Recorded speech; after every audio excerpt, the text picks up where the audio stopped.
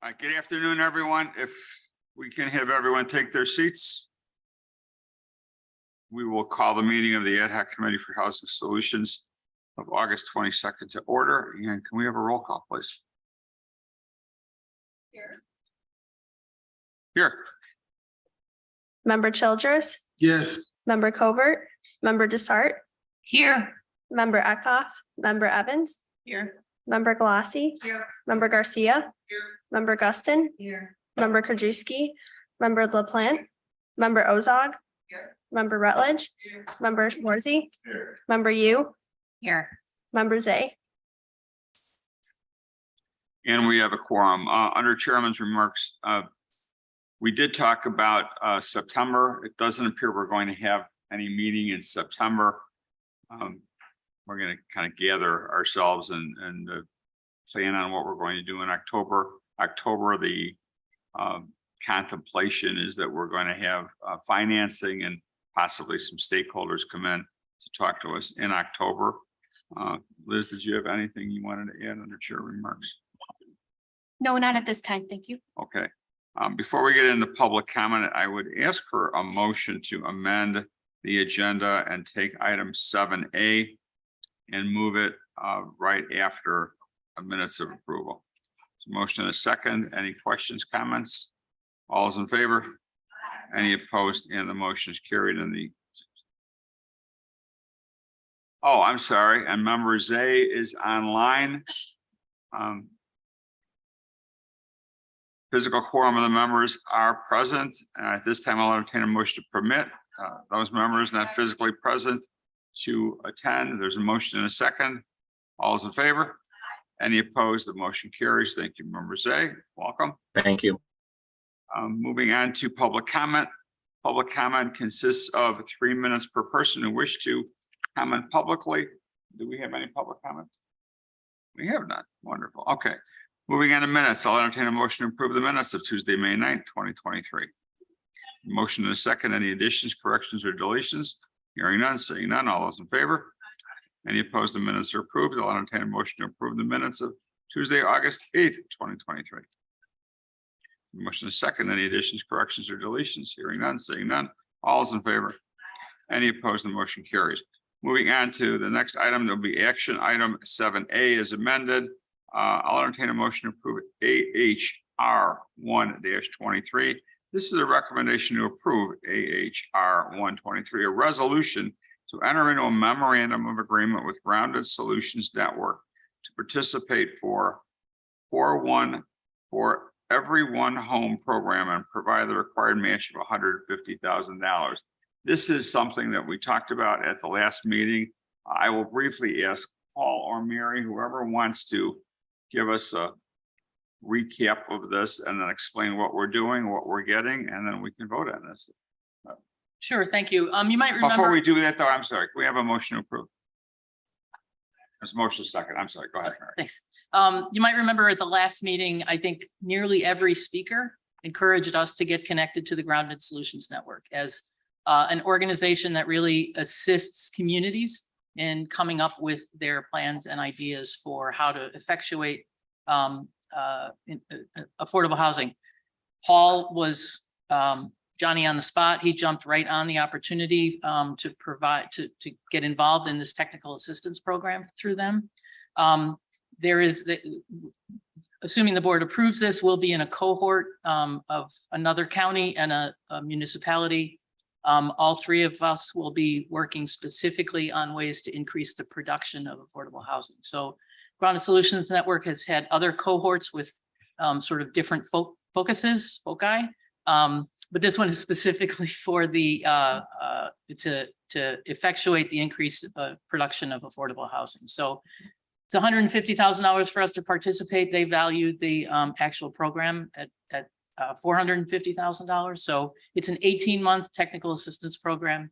I think from a staffing capacity, having the ability to work not only with Grounded Solutions Network, but with other a county and a municipality that are also looking at the same kinds of issues, I think will really help boost sort of our internal capacity, as well as help us really kind of gather some direction in how we want to move forward.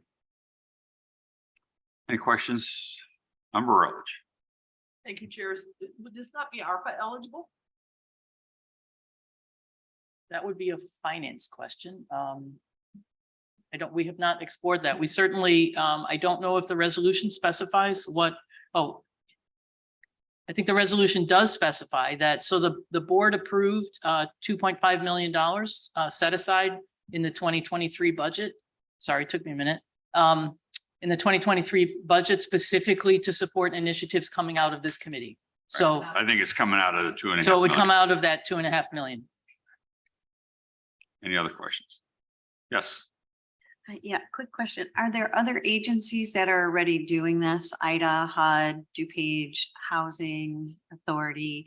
Are any of them already participating in this For Every One Home program? No, they No. are not. No, this is a nationwide network. It's not just, so the county and the municipality that we'd be working with are not in the state of Illinois. The idea here is to help us build our internal capacity, focus on what we want to do. Organizations like the Housing Authority have a different focus. They also are not, to the best of my knowledge, are not participating in a planning effort like this. IDA does, but they look at a sort of a regional statewide approach. Thank you. Anybody else have a question? Oh, Dawn, I'm sorry. Thank you. Would you remind me what this is? Because you said technical assistance. Is this like a computer program or what exactly is it? No, it's basically consulting services from Grounded Solutions Network, consulting services in conjunction with a partnership with other local governments looking into the same issues. I think up until now, we're trying to build the car, and now we're finding an engine that's going to kind of help us move forward. So, Paul, did you have anything you wanted to get? Okay. Any other questions of Mary? Okay, so this moves us forward, gives us a little more skin in the game, and there being no further questions, we have a motion and a second. All those. Yeah, we do have, I said we have a motion in a second. Okay, all those in favor? Any opposed? And the motion carries. And this is going to be voted on at county board. Okay, according to Paul, now that we've done that, we really don't need to deal with 6B because 6B was going to be an explanation of 7A. We've already done 7A. So now we're going to move on to 6A, which is the housing developers panel discussion. And I don't know who's going to facilitate this. Paul, is that going to be you? Okay. Sorry. Okay.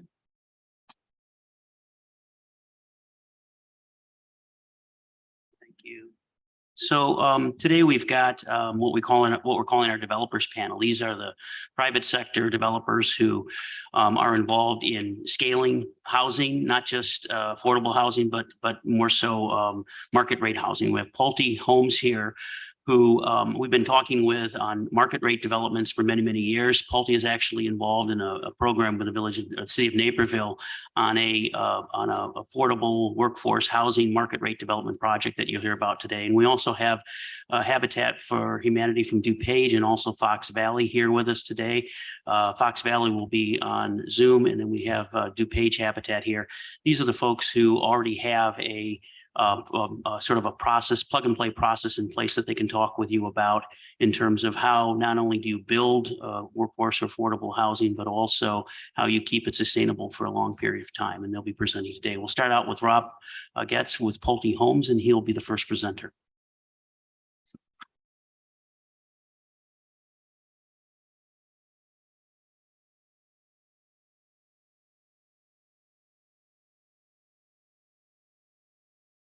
Hey, well, good afternoon. As Paul said, my name is Rob Getz. I'm Vice President of Land Acquisition for Pulte Homes. I've been doing that for about 15 years in this current position. So I guess Paul had asked me to come and speak a little bit today about mainly three things. One is that, kind of who we are as Pulte as a company. Number two is you'll see slides that talk about a little bit about some of the things that we run into as I would say maybe objective issues or problems with building more affordably in DuPage County. And then the third thing is some examples of projects that we've done that have had some sort of attainable / affordable component. So I've got just a couple quick slides. and then we'll get on from there. So if you could look at that. All right. So just real quick about Pulte Homes. We are a publicly traded home building company. We're the third largest builder in the United States and coincidentally Chicago as well. We're currently selling in 18 different communities throughout Chicagoland. We do focus more on infill locations such as DuPage County. We built 653 homes in Chicagoland last year in 2022.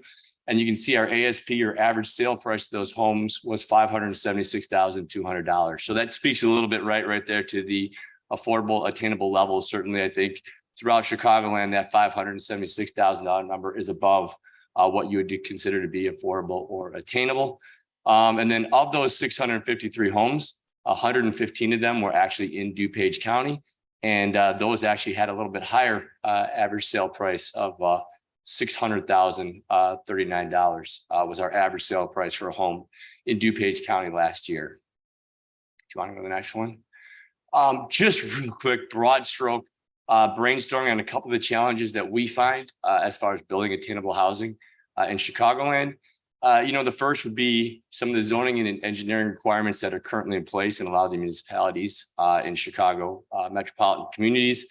I'm sure you're all aware, but there's a lot of minimum lot sizes and widths that are in place. A lot of communities still require us to build on a 10,000 square foot minimum lot. There's front, side, and rear setbacks that, going up to 30 feet in some cases in the front and the rear that keep us from building more dense in those communities. There's right-of-way width standards. That one always, I think, is interesting because really the 66-foot right-of-way is based on the length of two chains back from actually train surveying time. So, but yet we still all build 66-foot right-of-ways in most of our communities right now by requirement. There's curb sections, sidewalks on both sides of the street pavement widths, curve radiuses, all sorts of engineering design things that, while they seem simple, when you're looking at them in a set of standards, they do all have costs associated with them that may or may not really be needed in today's world. And then the last one certainly is entitlement timeframes and predictability. Our attorneys charge us by the hour when we're going through zoning cases. And when those zoning cases end up being 1.5 years, 2 years long, those fees can increase substantially, as well as predictability. Again, when we get through a process and we're 3/4 of the way through and we get voted down, we're flushing $750,000 down the drain, and that hurts on the next project. As far as building codes go, there's some things in Chicago compared to how we build across the country that are a little antiquated. We're still using copper water lines in Chicago. We're still putting electrical and conduit in most communities. We're still using ductile iron water mains. There's a lot of things that are done in Chicago differently from the rest of the country that add cost to projects. And certainly, in certain municipalities, their exterior material requirements, brick requirements, LP or, Hardy Board requirements and architectural requirements that add cost to the homes that we build. The next thing you can see is we have been hit after COVID, and it has not recoiled yet as far as costs. Our house costs at Pulte are up, approximately 38% since early 2020. So since before COVID hit, that has not come down yet. And we don't see that coming down in the near future. That currently, while materials have come down, is mainly being driven by labor at this point in time. And the second one there, you can see we have lot development costs are approximately up 31% since before COVID. That mainly is being driven by material price increases. Stone right now and ductile iron pipe is getting to be incredibly expensive. The next thing is land. As you know, DuPage County is a very desirable area to live, work, and play. So land here is expensive. The properties that we have purchased in DuPage County over the past 4 years have averaged $250,000 per acre, which, if we're building homes at about 2.8 units per gross acre, right? That's all included, roads, detention, everything else. We get about 2.8 units per acre when we're building an 8,000 square foot lot. And so that would average about $90,000 per home just for the land before we put in any infrastructure and before we put any cost towards the house. And then the last one, we're going to call a spade here. Unlike something like Habitat for Humanity, we are not a 501c3 corporation. We are a for-profit company. And as that for-profit company, we do have profit expectations that we need to meet. to our shareholders and our internal company. So again, we're not looking to get rich via those, but certainly we do have certain minimums that we need to meet when we look at a development. So 2 examples here I'm going to talk about recent attainable projects. This one is going to be real quick because certainly there's 2 ways you can do these things. One is you can just donate the money to municipality. Another is you could try to build something that's attainable or affordable. In the case of the project we just did in Libertyville here, Liberty Junction, it was 80 townhomes. We negotiated with the village a $7,800 per unit attainable housing fee in lieu. So that turned out to be $628,000 total.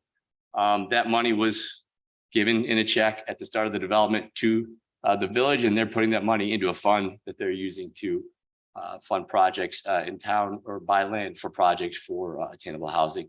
So similar a little bit to the $2.5 million I think I heard you guys talk about earlier. Average sale price point in that community so far is $550,000. So certainly the homes that we're selling aren't attainable or affordable, but we did donate money to a fee to help with that. You go to the next one. The next one is probably the more interesting program that we participated in. It is a subdivision in the city of Naperville called Naperville Polo Club. We just got final approvals for this in July, and we're currently under development for this community. As Paul mentioned, this is a totally voluntary program. The city of Naperville does not have an attainable or affordable housing ordinance in place, but rather they were having discussions at a city council level when we were starting to think about this project in 2021 and 2022. They had hired SB Friedman, and SB Friedman put together some information, and they were kind of starting to brainstorm about some ways that this could be done in the city of Naperville. And what we essentially did was we picked some of the ideas out there and said, listen, we know you're thinking about this. We know you're talking about this. We'd like to work with you to see if we could put some of these things into implementation. So for this particular community, we have 397 homes, and it's divided between 4 product series. We have our estates homes, 57 of those, and there's no attainable component whatsoever. Those will be selling in the $600,000, $700,000, $800,000 range. We have our Meadows homes. There's 56 homes in that series. Again, no attainable component there. They'll be selling in the $500,000 and $600,000 range. Then we have our Spring series. Our Spring series is detached single family homes. They're going to range from 1,700 square feet to 2,200 square feet.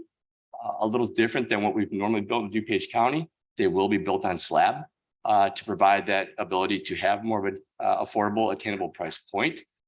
Certainly a basement adds between $25,000 and $30,000 in cost to a home when we build it. So the ability to build that on slab helps with the affordable, attainable aspect of that.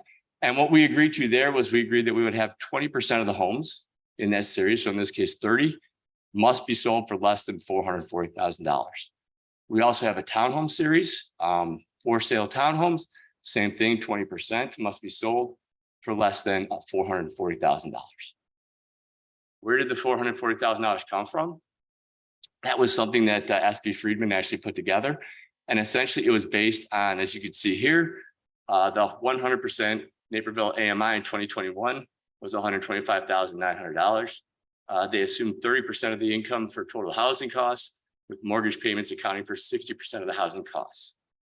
They did use at the time 4% interest rate in that calculation, which, that was the old days, right? But that was used in 2021 because that's what it was then. And, that was used for those calculations. That's what came up with the $440,000 restricted price. And then there was an escalator saying that starting in 2025, that price could increase by 3.7%, essentially to help with the cost increases that we would see over time as we build through this community over the next 5 years. I'm going to turn the page there. There were no income qualification or buyer restrictions. So I think that's something where it's a voluntary program that if you look at some of the other ordinances in the northern suburbs of Chicago, they do all have some sort of income qualification or buyer restrictions. I think this is something where when you start talking about a home builder like ourselves, we don't have the capacity or the knowledge to income qualify or restrict buyers in any way, right? We're governed on the other side by fair housing laws that kind of work the opposite of that. And so that's something that we're not very familiar with. So unless the municipality would want to manage that process, is something we're not comfortable taking on. And then also, which is a little interesting in this one too, is that there are no resale restrictions in place for the buyers of these homes, right? So there's nothing essentially prohibiting them from buying a home from us for $435,000 and turning around and selling it the next day for $500,000. That's where the market truly is at. Again, not saying this program is perfect, but trying to work some of these concepts in and seeing what happened. We ended up getting 2 incentives throughout this program. One was that in the Springs neighborhood, we were allowed reduced setbacks and minimum lot sizes, right, to help us get more density in there to help cover the cost of this that series. Our minimum lot got down to 4,600 square feet in that series. And then the townhomes, Naperville has a ordinance that all townhomes must have 50% brick on the entire first floor has got to be brick. And we were given a variance from that ordinance to have actually just little brick on the front of those and nothing on the sides and the rear to help with the cost of those as well. And then the next slide real quick is the subdivision itself. And I would just mention that you could see, as we do in every Pulte community, the different series are plotted off. So the far north, the largest lots of the states, the middle series, the lighter, I guess, shades of brown, right? The little lighter shade of brown is the meadows. The dark brown, smaller lots are the Springs that we talked about with the affordable component. And then you can see the townhomes over there. While the series are plotted, as far as the sales of homes in those series themselves, there's no specific lots as to what would be the affordable lots or the non-affordable lots. We have the ability as we go through the project to sell those homes on those lots as the market dictates. So that's it. Hopefully that was helpful, and I'll be available for questions if anyone has them. Thank you. Thank you. Thank you very much, Rob. Next. Our next speaker is Fox Valley Habitat, and they're on Zoom. It's Reverend Jeff Barrett, who is the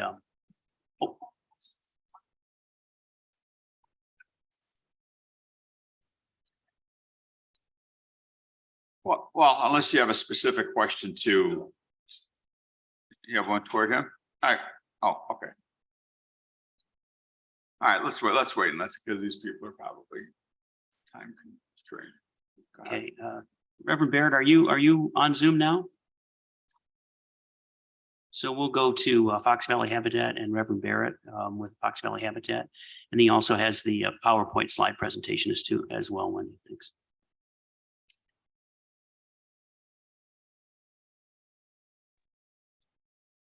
There, can you hear me okay? Everyone, hello? Yes, we can hear you. Okay, awesome. Hey, Rob did a great job. He explained a lot of things about affordable housing and what they're trying to do as a for-profit builder. And a lot of what he was saying, it really applies to us.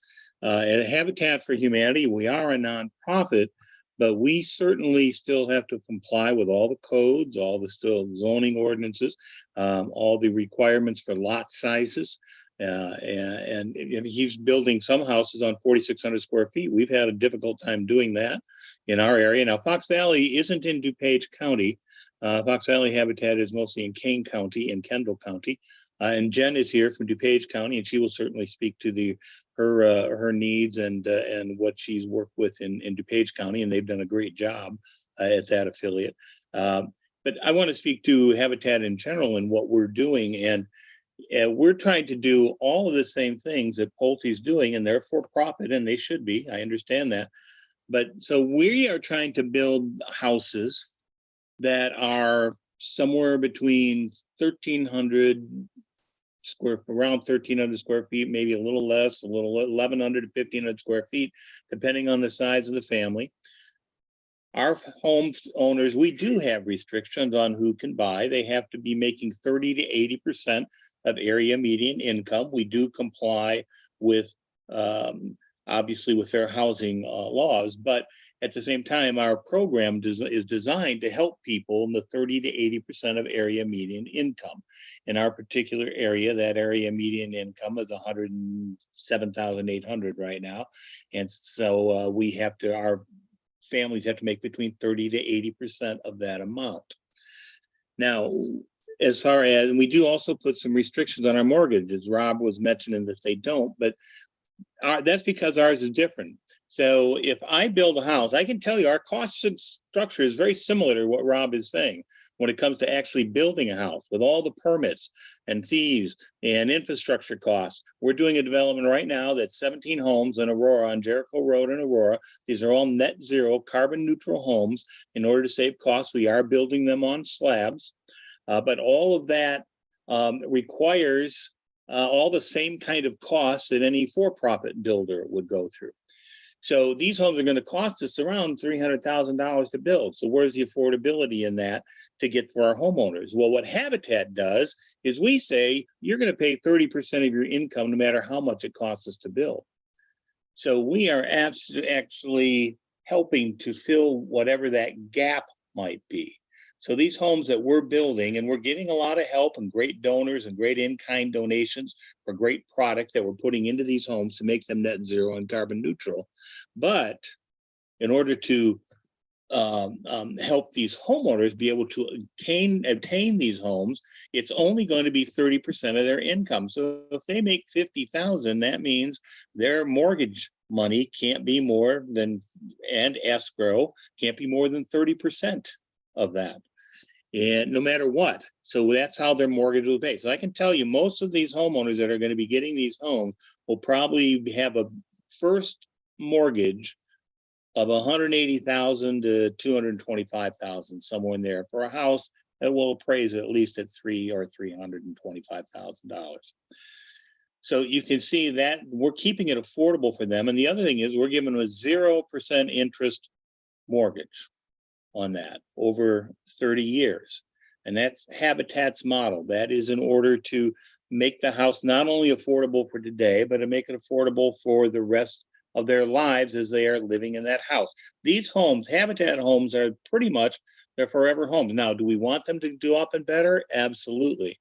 But the important thing for us is to make sure they get in the home and have that opportunity to afford that home and not struggle in the beginning. It gives them, you know, so many people, if they don't have a home, and all our people are pretty much renting, and rents are outrageous right now, and I'm sure they, and I know they are in DuPage County as well as they are in Kane County. And we had one family, rent just went up from $650, who's in waiting to get a house for us, and their rent went up from $650 to $1,500. Because someone bought the house and they just raised the rent because they could. And those are the kinds of things that we're trying to help bring back to affordability for these homeowners. Now, the other thing we do is we do put a second mortgage on the houses. So we do have a couple restrictions. They can't flip the house.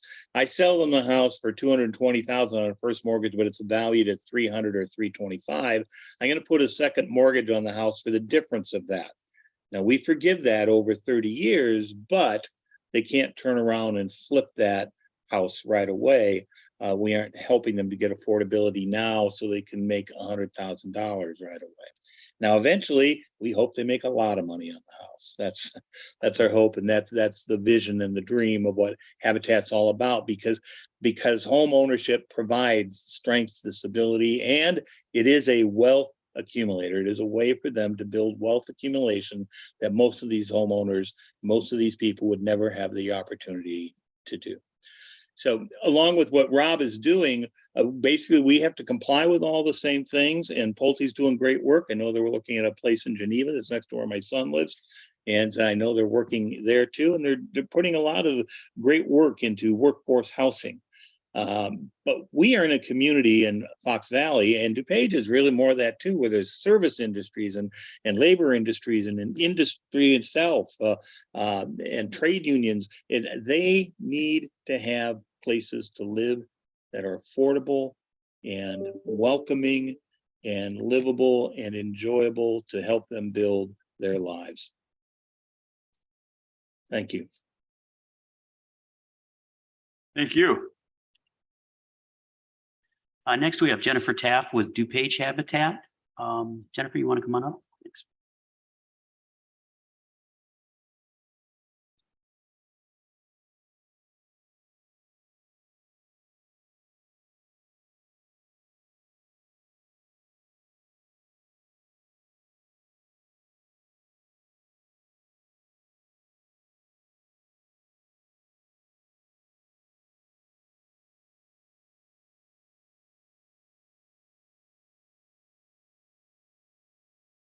Hi, good afternoon. I'm Jennifer Taff. I'm the Executive Director of DuPage Habitat for Humanity. Jeff spoke about our basics of our program. So if you want to go to the next slide, slide 3, I should have numbered them. I'm going to talk a little bit about our criteria. I think it's important for you all to understand as a non-for-profit and building in DuPage County, we do have some criteria to follow when we have potential homeowners come into our program. So there's a need for housing. We can all agree.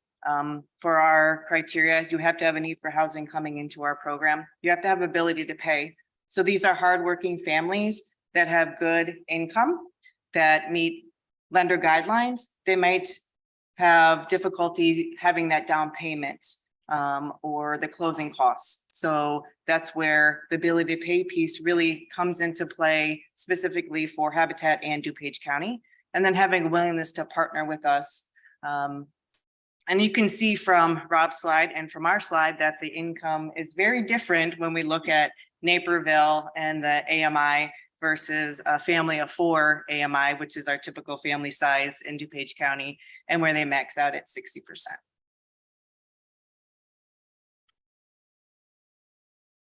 So just a little overview of DuPage Habitat. Over the last 28 years, our office is located in Wheaton. We have 50 staff, so we're small but mighty. And we've served over 225 families through our home ownership and our home repair program.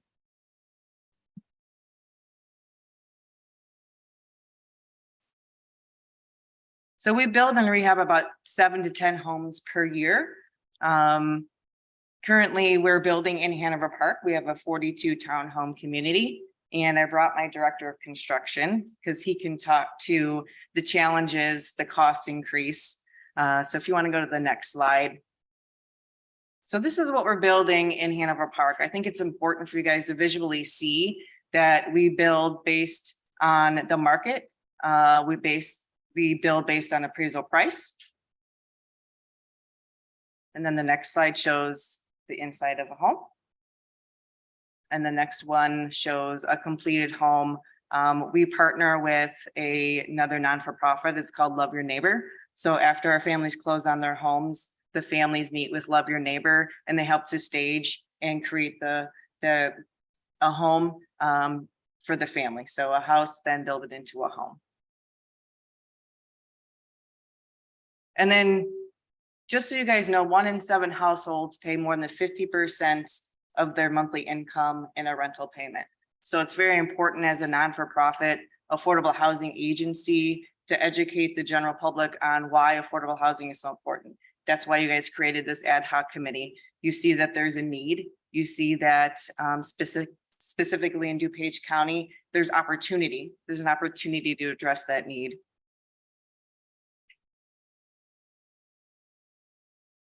And this gives you a 10-year snapshot of specifically in DuPage County, how many households we have served and how many repairs we've done, how many rehabs we've done. A recycle is where we have the right of first refusal. So there's a criteria that we put on our mortgages that when a family looks at reselling their home, DuPage Habitat has the right of first refusal, meaning we will buy that home back to provide affordable housing for the next family in DuPage County.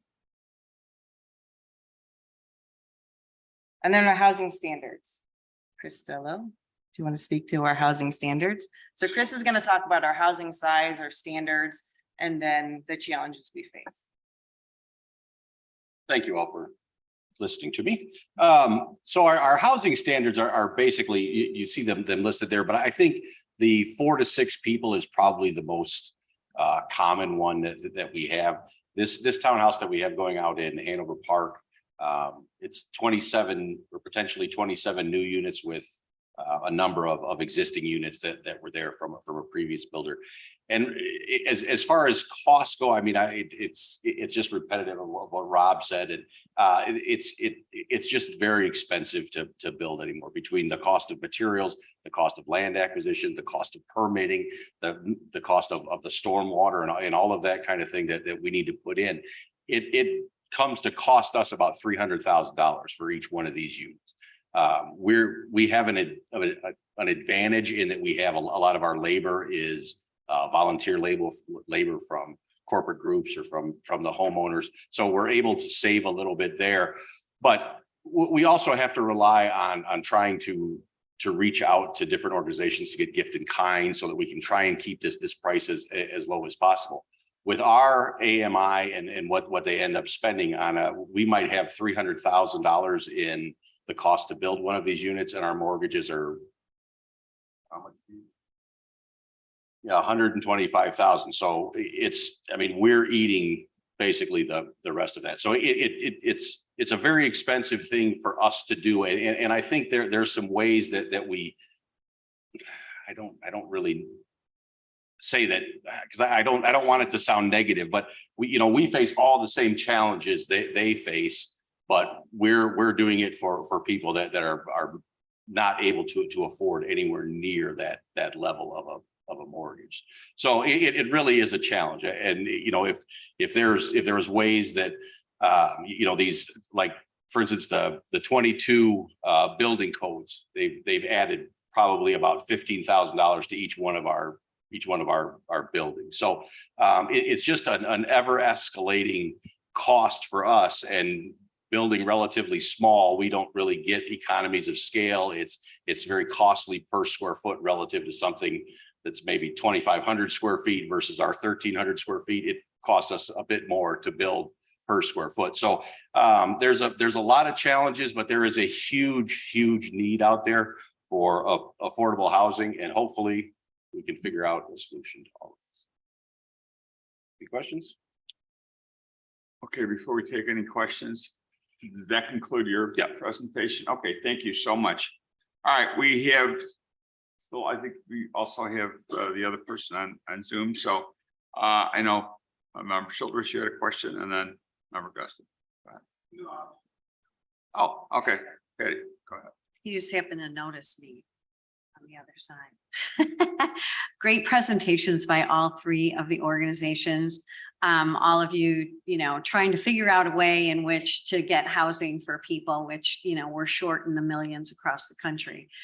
So kudos to all of you, and you're all doing it in a variety of different ways. And it is a struggle because the cost of housing and product and labor and land has just gone up all over the country. So that's something we have to contend with. I'm assuming Habitat, DuPage Habitat, the 50 staffers, are they full-time? Are they plumbers, electricians, or are they part-time? What type of staff are they? So it's a mixture between construction, administration, and then we do have a restore, which is a resale store of building material. So construction staff, we only have 7 on staff. So 7 full-time staff construction members. And you talked about the criteria, minimum 30%, maximum 60%. Are those the HUD numbers? Is that the numbers you're working with? Yeah, we follow HUD Okay. guidelines for income. Okay. Yeah. So it's interesting because your organization follows that one. In Naperville, they had to reevaluate because HUD does a regional calculation, so it's not specific, and they include the real estate taxes. And so those numbers get skewed a lot. So I commend you. I commend you with that. So you guys still have the real estate tax portion of it included. So wherever you develop, if the real estate taxes are higher, like the school taxes and stuff, it's going to be even harder for you to be able to develop a development there. And so in Naperville, they've actually modified it, and HUD was okay with it, so that they could take those real estate taxes out. and then they qualified for more. So food for thought on that. One of the things though I've heard from Pulte and from others is the government. It's there's no fast track for this. There's no volunteer incentive program where you can go, hey, if we build this, can you give us some relief in the setbacks? Can you give us some relief in the height? Can you give us some relief in what it's constructed with, that type of thing? So maybe that might be something that the county can consider, is some type of volunteer incentive program to be able to help you guys do more, right? Because the more you have, the lower the prices are going to go because there's more inventory.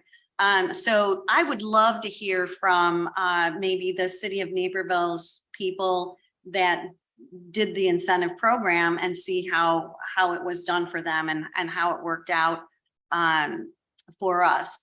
So for me, there is a difference between subsidized affordable housing, which is what you guys are doing, and then attainable affordable workforce housing, which is different. It's a lost group of hardworking people that don't qualify for subsidies, and so they can't get housing because they just can't afford the price. So I love to have further conversations on that. And I want to just commend you all for all your hard work and for being here today and sharing all your information with us. Okay, member you, and then member Sir. Oh, thank you. So yes, thank you for your presentations and for being present today in person. I actually did have a question with regard to DuPage Habitat for Humanity. So as you know, our committee is really looking at what we can do at the county level to make affordable housing possible. And I understand that you have many of the same challenges, if not all the same challenges that Pulte might have. But what could the county do to alleviate some of those challenges? What would most help you, DuPage Habitat for Humanity, to build more houses in the county?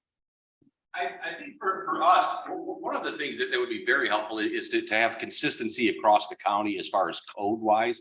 There's a big disparity as you travel around from community to community. Just as an example, we're building in one community there, we have to have fire suppression systems. We have to have, they've adopted the latest code. So there's all kinds of arc faults and all kinds of insulation changes that had to be made that probably added about $15,000 to $20,000 to each one of the units. So if we can have consistency across the county, hopefully not with all of those additional things, but whereas in another county, or I mean another city, it's just cheaper for us to build there. So we tend to sort of migrate towards that city, though they're not a big difference economically or any of that between the cities. So it's just, we just gravitate towards one where we can find the land. That's another issue is the ability to acquire land. We can't afford what Pulte does. I mean, there's just no way. They do a fantastic job and they build what they build. But we're much smaller. So the parcels that we can find typically, there might be 12 lots on it. 4 of them are in a floodplain, so we lose those, or we have to turn that into the detention pond, that type of thing. So just consistency across the county would be very helpful, and it would also help us to be able to sort of make our calculations and figure out where's best to go to. So I think that's probably the easiest way. And the permitting fees would also be great if we could find a way to eliminate some of those permitting fees. We put it about 270, 280, and just the permits for just a 25 unit townhouse in Hanover Park. So it's when your sale price is 260, $10,000 in permit fees is a much bigger portion than a $400,000 or $500,000 house at that same amount. So that would be. Member to start. Well, thank you. I just have a speed round of quick questions. Reverend Barrett, you said 30% of the monthly gross income is what people would pay for their mortgage. And then you said it really quick what the median income was. Can you repeat that number? And I know that you served Kane and Kendall counties primarily, but what was that median income number? 30 to 80% of area median income. The numbers aren't really any different than DuPage. Now, she said 30 to 60% is what DuPage does in there, but officially Habitat will go, and our affiliate goes up to 80%.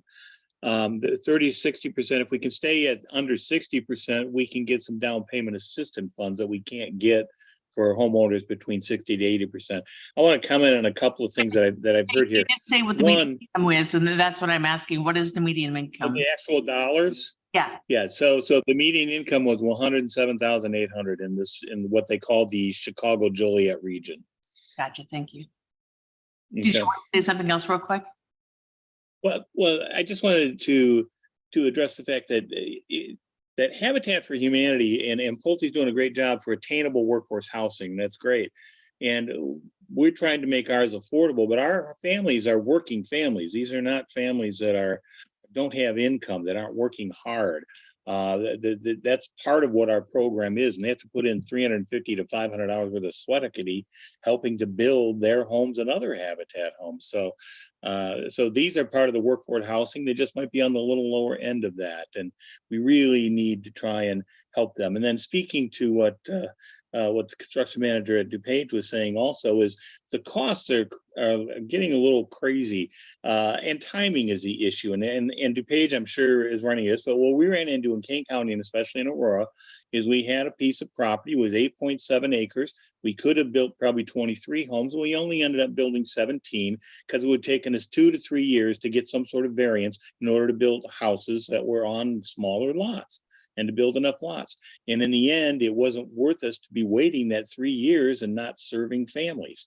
And so we made that decision, but it was a decision that did cost money and cost 6 families homes. So those are the kinds of things that we would hope that counties and cities could take a look at. Thank you, Reverend Barrett. Continuing with the speed round of questions. Chris, question for you. You said that each unit costs about $300,000, but the mortgage is average $125,000.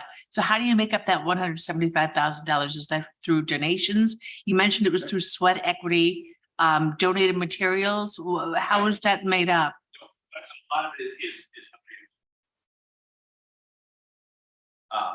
yeah, some of that is donated materials. A good portion of it is also, we have organizations that come out and donate their time. Part of that is they actually contribute to it. So it's part of the, I don't know if it's called the gift in kind program, but that's one of the ways. Corporate gifts, people that donate money to us. So there's a number of different little pots that we sort of keep pecking at and to try and get to that whole. That's fantastic. And still, do you have partnerships or relationships with like Lowe's, Home Depot, Menards? As a matter of fact, out at the Hanover Park site that we're working at now, we just got an $80,000 grant to do a bunch of sort of infill for the center section of play sets and a gazebo for the family, so they have a common area to be able to. That's awesome.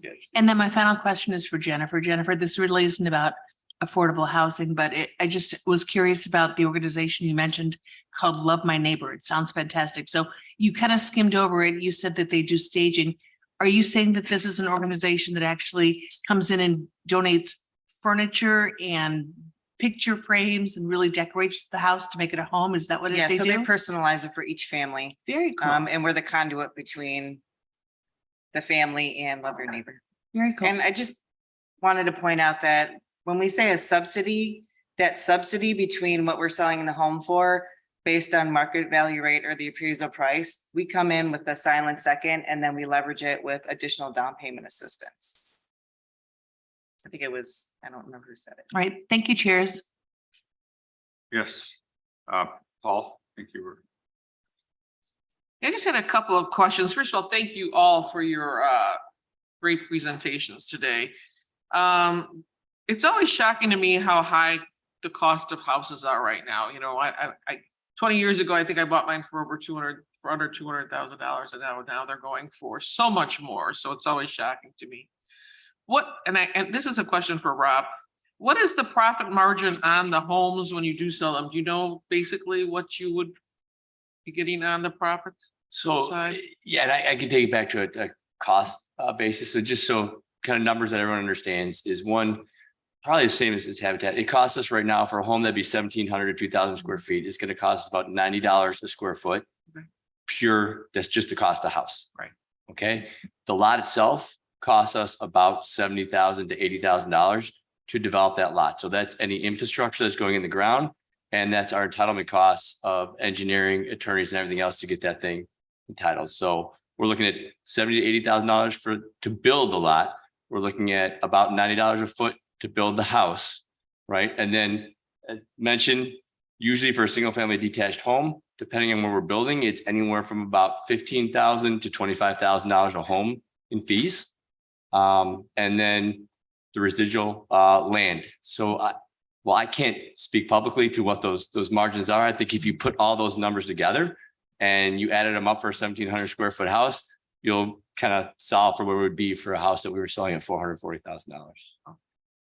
And is there any, I mean, it seems to me the houses have gotten larger and larger and larger. I know 1,700 isn't that big of a house anymore, I guess, but I mean, I live like a 1,200 square foot home. There's a lot of homes in my area that are smaller than that. Is it just not profitable to make homes that size anymore? Or what would you suggest would be the reasoning why they're not made the way they were back in the day? It's a balance. I think when you have so much cost in the lot and the land, you're going to have to sell a house for a certain price point to make the numbers you need to make. So I think one is the size of the lots that we're being forced, we're building the 8,000, 10,000 square foot lot. So that kind of drives a cost associated with the land that's underneath that house and the cost of the lot to build that house and the fees.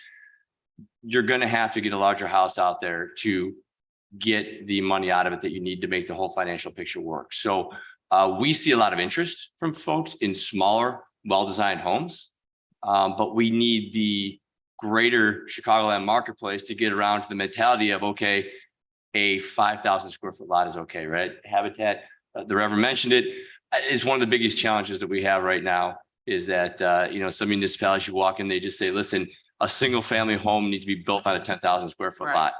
Right. And we look at them and say, why? So it's that sort of thing. I could tell you that there is definitely demand for 1,700 to 2,300 square foot homes on smaller lots in infill areas. It's just not something we're able to get most municipalities to get their head around right now. Because of the land cost. Okay. Thank you so much. And thank you all. It's someone else.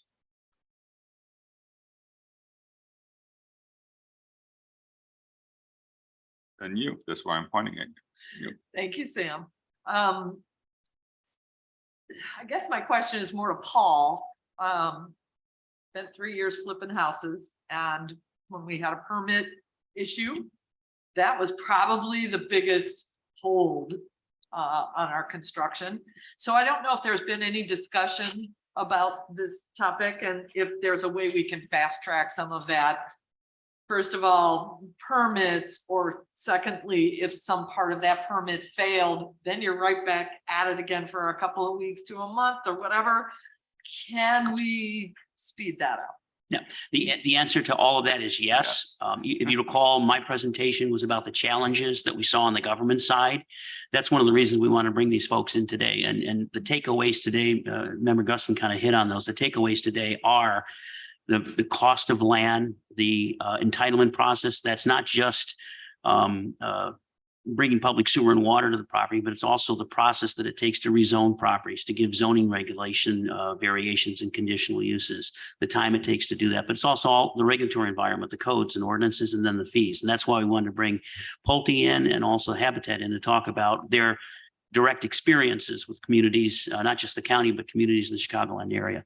So as part of a larger housing package, it would be for the county board to consider sort of a holistic approach to bringing the cost of housing and land development down. And that includes changing the regulatory environment, allowing as of right development, as opposed to having to go through the zoning process. It would be potentially where, and I'm getting a bit ahead of myself here, but these are the reasons why we wanted to bring all this information to you over the last several months, is to see what the impediments and the challenges are. But for instance, the county could go out and start looking at properties that are underinvested and underutilized, not just individual properties, but areas and start to think about the county rezoning those properties to not just an as of right for the market, but if you were to be willing to do both market and affordable or workforce housing in a particular area, then you might already have the zoning entitlement in place because the county has superimposed a zoning ordinance for that type of use. Also reducing or changing some of our regulatory codes, both the stormwater, the health, building and zoning side of things. One of the things we brought to you early on in my presentation was how the health department is prepared to allow for a certain number of units on septic and well. Before that required a little bit more of a lift at the health department through variations, but there in theory is the ability to be able to put more units on a septic, shared septic and shared well. So all of those things together could start to reduce, not just they could, will start to reduce the cost of development. And one of the reasons that we wanted to bring the market rate developer in like Pulte, we also had Lennar scheduled as well, but unfortunately they weren't able to make it, is to show the board that there are large scalable building companies in the United States and in the Chicagoland area that are prepared to participate in this process. And Pulte obviously is one of those. They are developing 2 developments where they're able to put both attainable workforce housing within their market rate units. But for them, even though it's a bit of a challenge, they've had to go through the entitlement process. They have to go through the a 1.5-year process to get approval. If we were able to, at the county level, reduce that entitlement process, it would make it even easier for the Pultes and Lennars and the MI Homes of the world to be able to scale even more attainable housing within their market rate units. The reason we have Habitat in is that they too have the same issues that the market rate developers have in terms of the development process. It's just that they're a plug and play model for keeping it affordable and keeping it sustainably affordable is obviously different than what Pulte has, but they have the same challenges of any developer going through the entitlement process. We heard from Reverend Barrett in Aurora that when I first looked at the Aurora project for Habitat, I called Aurora and asked them, what is the process they went to? And the city of Aurora said that they're just doing it as of right. And what that meant, however, is that they needed some funding. They got some funding from Congressman to help them with infrastructure. There was also the value of the land was a little bit less because there had some impediments to it. There's some problems with it. There was floodplain and wetland on it. And Fox Valley Habitat decided rather than go through the entitlement process, they would just build the number of units that they were entitled to, which would move the process along more quickly.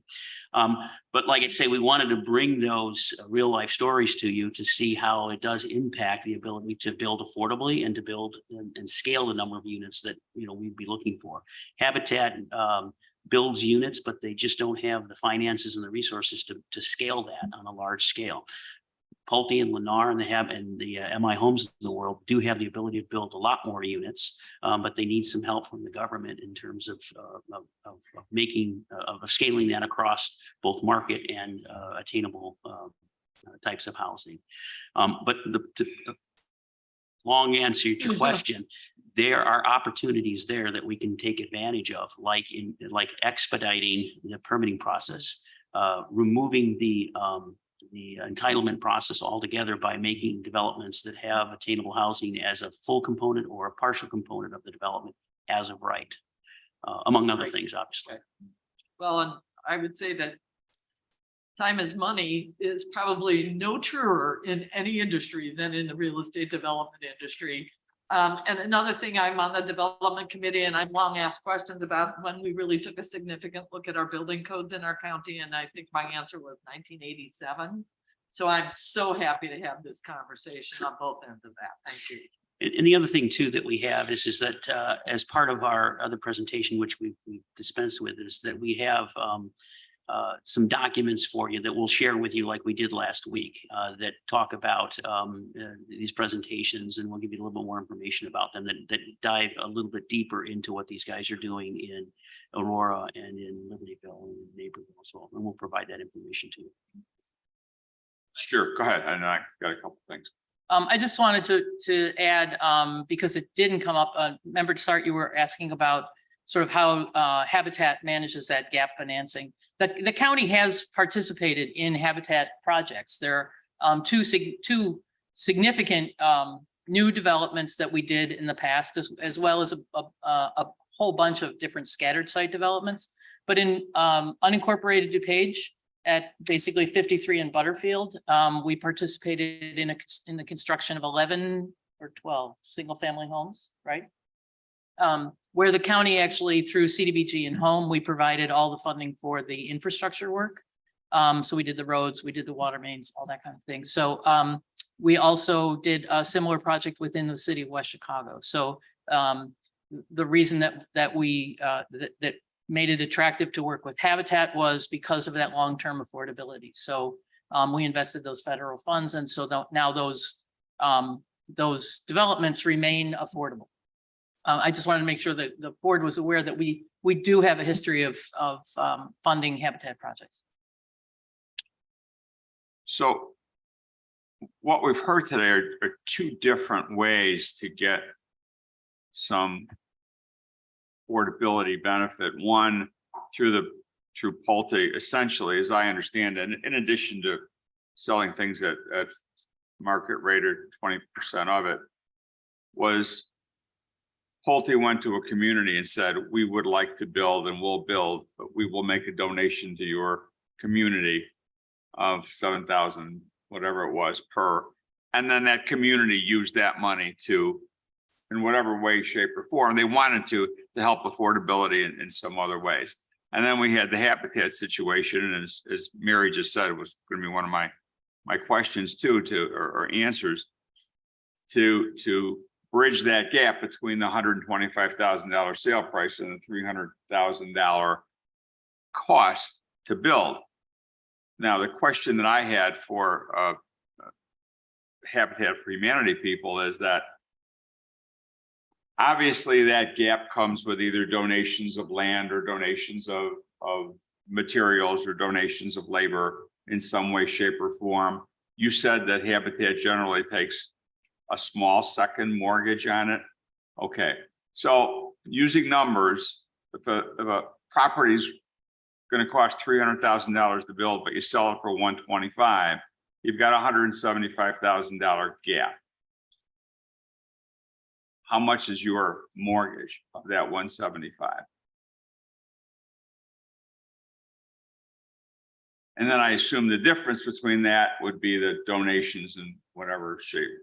So yeah, we sell it at the appraisal value. So it costs us $300,000 to build. Let's say it appraises out at $260,000. The family qualifies for 60% of the sales price of the home or the appraisal price, which is a $260,000. So let's say that's what, $150,000. So then there's that gap that's left over. What we do is we look at down payment assistance programs, whether it's from the county, whether it's from IDA, Federal Home Loan Bank, and then what's left over is the small second that Habitat would carry. So it's different for every family based on their family size and income, what their affordability is at 30%. Okay, so regardless of where that gap is made up, whether it's with a small second, whether it's donations or otherwise, are there resale restrictions because of that? I assume there are, correct? In other words, I can't buy that $300,000 house and turn around and sell it next year for $300,000 if I only paid $150,000. Right. We have the right of first refusal, and a lot of our government down payment assistance have a 5-year forgivable program. So they could sell it within that first 5 years, but then they would have to pay back the subsidy they received from the government entity. Right. If I Okay. understand your question Everyone correctly. understands here that it's not a freebie. You don't get to buy here and sell here you got an insider trading deal on stocks. Okay. Okay. Yeah. Sheila. Thank you. I just want to clarify, you said that it cost you $300,000 to build, but it only appraised at $260,000. Is that typical? Yes. Ouch. Okay. Costs a lot to build. Yes. How many units have you guys built in the last year?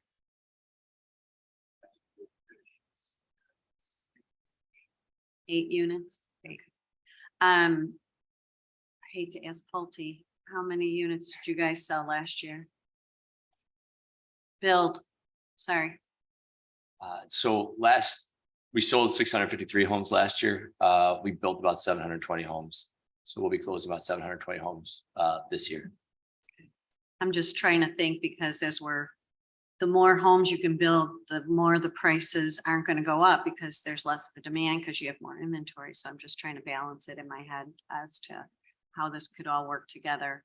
I do know that in Chicago, they have an inclusionary zoning ordinance where you develop and then you give money to a fund. They had a development on Lakeshore Drive and the developer didn't want to do affordable housing in the building. Okay, go figure. And so they gave money to the city. Don't know where it went. Anyway, not sure if that is the right way to go because there is a lot of regulatory oversight and then actually to find some use for that money to actually have it funnel into some good, affordable or subsidized housing. And some of what I'm seeing on the street, I've been a real estate agent for over 20 years. It is our subsidized housing system works. We've got, you guys are doing a great job. It's the attainable workforce housing that is non-existent. And they're getting squished out in the marketplace. So when we're considering all this stuff, we may want to figure out what our percentage of need is in those two different buckets. Obviously, there's going to be need all the way around, but what direction do we want to go in? Because they are two different buckets, basically. Thank you. Thank you. Member Deb Childress. Conroy, Chairwoman.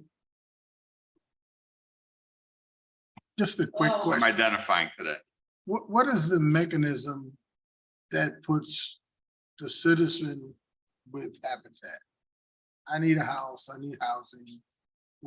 How do I go about contacting you, or is there a process? What is that? What does that look like? So it's based on need, and families hear about us through the community. Really, it's word of mouth.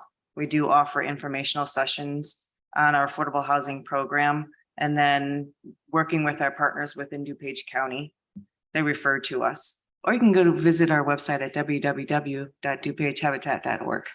Okay.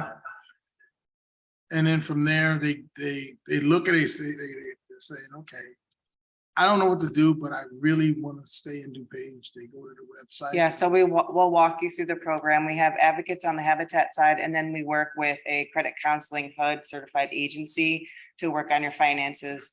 If you're not home ownership ready based on where you're at, then we work with the potential home buyer. It could be 3 months, it could be 3 years. So it's a holistic approach. Thank you. And I would presume you have a greater number of people interested than you have homes ready to go, right? Yeah.